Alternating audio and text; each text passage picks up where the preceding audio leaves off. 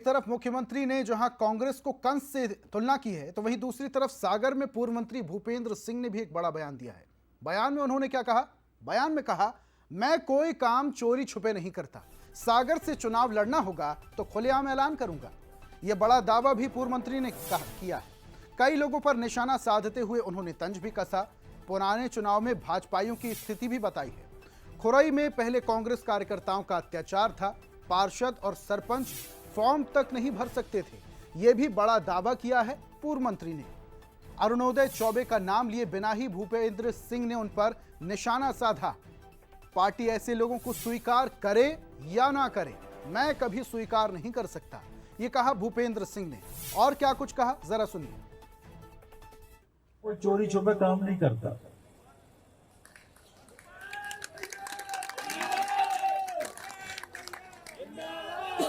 मतलब मेरे मन में जिस दिन ये होगा कि मुझे सागर से चुनाव लड़ना, तो मैं कह के लड़ूंगा। कोई चोरी छुपे थोड़ी लड़ूंगा। तो यहां पर पूर्व मंत्री ने एक बयान दिया है। बयान में कहा, मैं कोई काम चोरी छुपे नहीं करता। जब भी सागर से चुनाव लड़ना होगा खुलेआम ऐलान करूंगा। भूपेंद्र सिंह बीजेपी के बड़े नेता माने जाते हैं और यहां पर क्षेत्र में काफी ज्यादा प्रभाव है।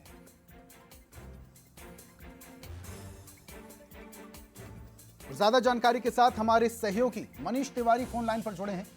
मनीष, यहां पर भूपेंद्र सिंह ने एक बड़ा बयान दिया है। कहा कि मैं कोई काम चोरी छुपे नहीं करता।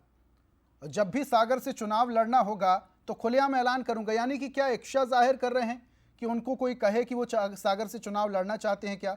उनके इस बयान को किस तरीके से देखें? देखिए, ये चुनाव लड़ना ना लड़ना ये तो खैर पूर्वानुमान होगा, क्योंकि चुनाव में भी काफी वक्त है। विधानसभा चुनाव या लोकसभा चुनाव, दोनों ही चुनाव भी काफी दूर हैं। और इसके अलावा भूपेंद्र सिंह, पहले मैं आपको बता दूं कि सागर लोकसभा से वो सांसद रह चुके हैं।